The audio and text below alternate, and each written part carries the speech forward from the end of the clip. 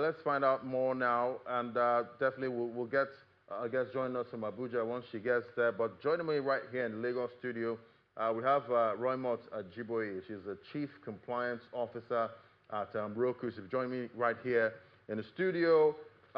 Great to have you. Welcome. Thank you very much for having me. Yeah, so, definitely a lot of talk about markets in Nigeria as a capital market. Now we're getting, a whole new asset class, also coming into, this market. Talk to me about what's played out so far with the ISA 2025. That's the ISA. Yeah. 2025. We see President Bola Tinubu signed the Investment and Securities Act. What's been the impact so far, post-signing?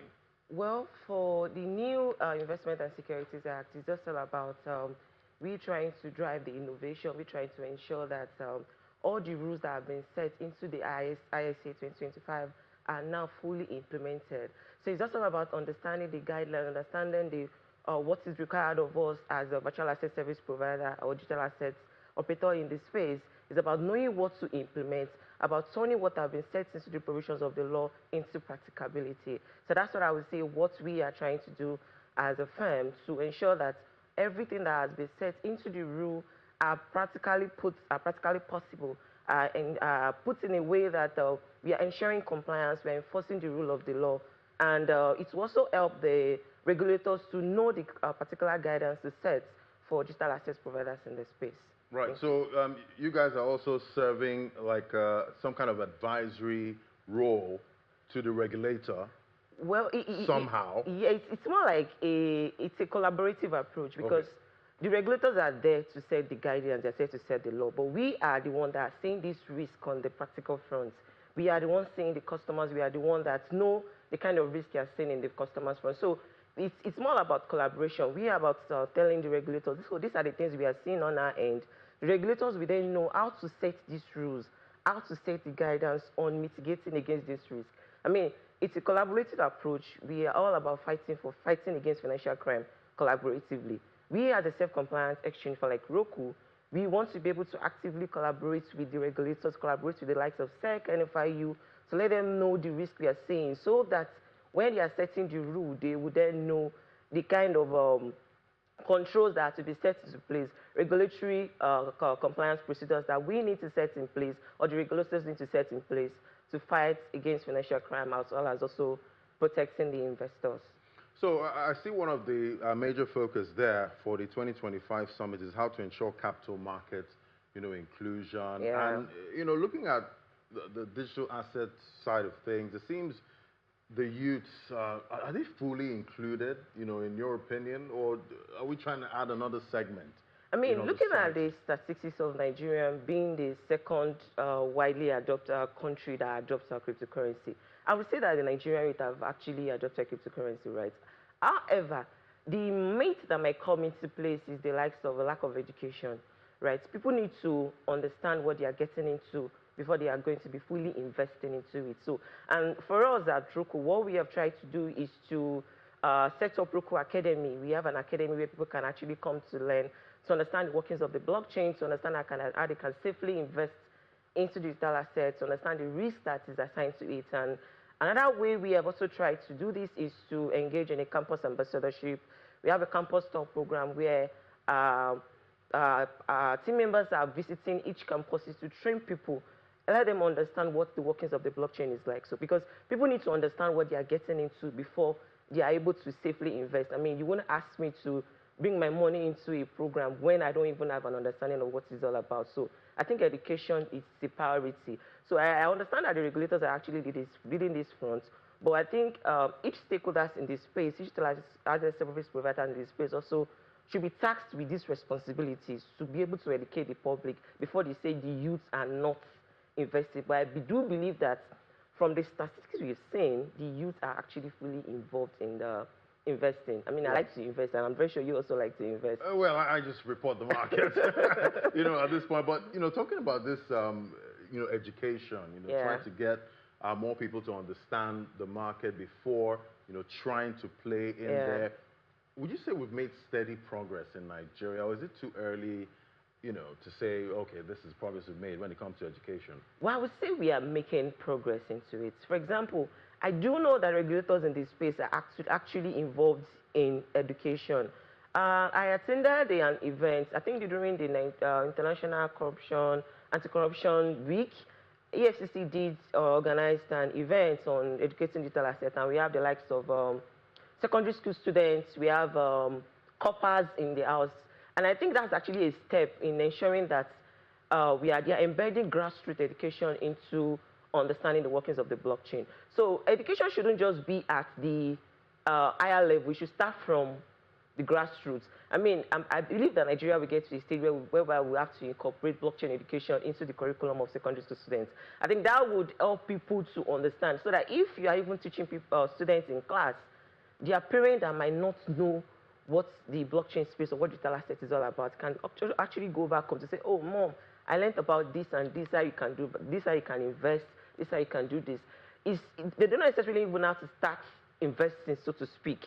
It's all about understanding. If you understand that, oh, this thing can actually fetch me a fortune, then you will know what to put into it. So the regulators are doing that, and I do believe that stakeholders in this space are also doing that. For example, like I said, my company, Roku, we are active, we are very bullish about education. We go to campus, I mean, we've organized over 5 campus stores. Even in the north, we are taking it back to the grassroots, we are taking it to the market women. We want them to understand how they can safely invest, how they can turn their 5,000 naira into 10,000 naira by investing. And also about securing their future as well. I mean, I also want to bank on 1 billion naira I'm saving in the future. I can imagine my 10-year-old, you know, coming to me and saying, Daddy, buy me a Bitcoin. You can imagine, exactly. At this point, and I'm like, I don't know how to buy a Bitcoin. You need to learn. All right, so, you know, what kind of conversations are, you know, chief compliance officers like yourself, you know, in the whole, you know, space? You know, what kind of conversations are you guys having? So one thing that we want to see, we want to see a regulated digital asset space. We want to ensure that the mythical approach to digital assets being a means of fighting a means of financial crime is set to be. We want to ensure that with the new Investment and Securities Act that have been signed into law, we want the regulators to be able to turn it into practicability, set out guidelines, set out rules, set out what is expected of us to comply. While the Investment and Securities Act has provided us the rules of the law, I mean, there's guidelines, there's practical approach that we need to set into place. So we want a practical approach whereby we can encourage information sharing, collaboration with the law enforcement officers, collaboration with other regulators and other stakeholders in this space. And I think that's why the NCMI Summit is going to be a very step to achieving this. You are speaking with the regulators, you are speaking with your fellow compliance officer, you're talking about processes, you're talking about how you can set out the rule that have been set into practicability. Remember, we compliance officers, we are not just there to follow the law. We also ensure to find a balance. I mean, while I'm also protecting the company, I'm also ensuring that I'm not opening the company into a risk. And for me to be able to do that, I need to do that in accordance to what the law has set into me. So it's about understanding what the law is saying and turning it into practicability, ensuring that I am converting this to my operational processes in my own company. Fantastic. So, you know, we're not having this conversation alone. I learned now that Ms. Safia Musa Yabo, she's the head AML CFT division, SEC Nigeria. She's right there at our Abuja studio. Thank you for joining us. It's great to have you on the show, ma. Yeah, thank you. Thank you very much. Yeah, so let me bring you into the conversation now. We know the inaugural Nigerian Capital Market Compliance Summit, that was, you know, held last year.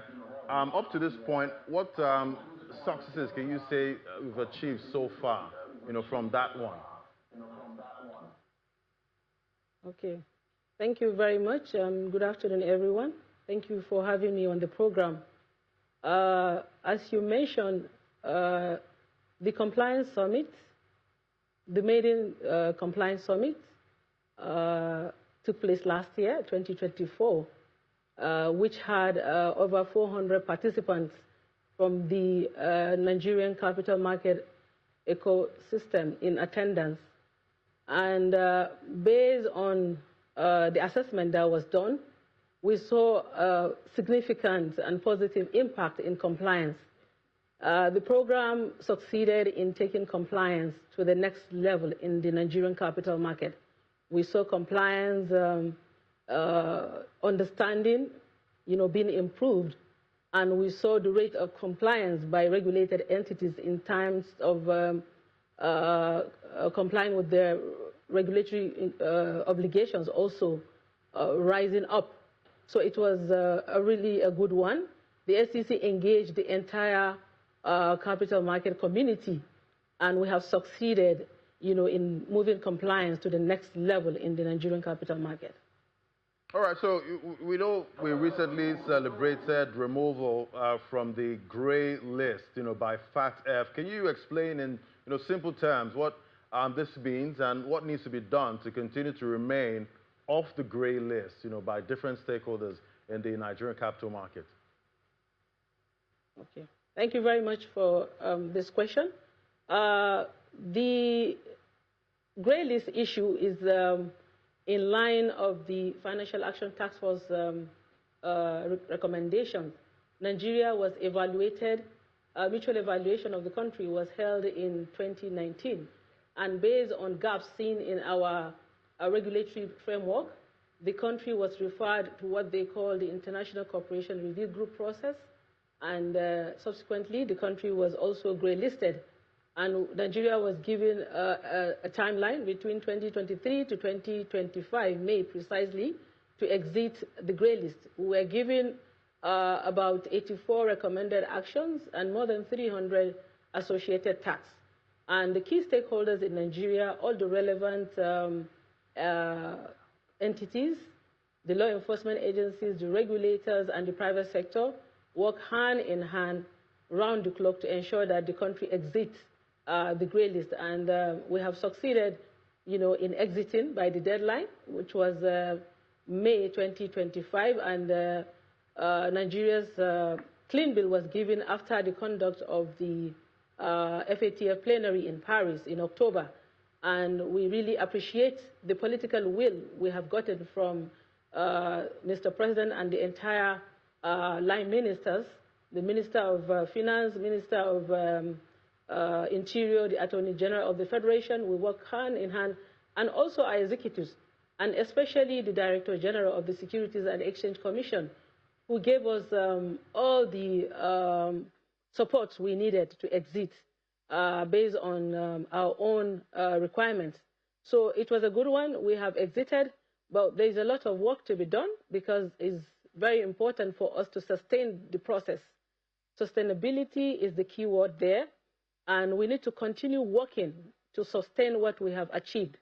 And not because the FATF is asking us to do that, no, but because we also need to fight the menace of money laundering, terrorism financing, and the proliferation financing to safeguard our system, to safeguard the financial system, and to safeguard Nigeria, and also in readiness for the third mutual evaluation exercise, which is scheduled to hold in 2027.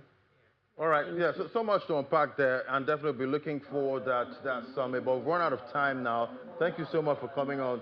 Mrs. Safia Musa Yabo, she's the head AML, CFT Division, Securities and Exchange Commission, Nigeria, and right here in Lagos studio, Roy Mota-Ajiboye is the Chief Compliance Officer at Roku. Thank you for coming on. Thank you. Thank you so much. Thank you.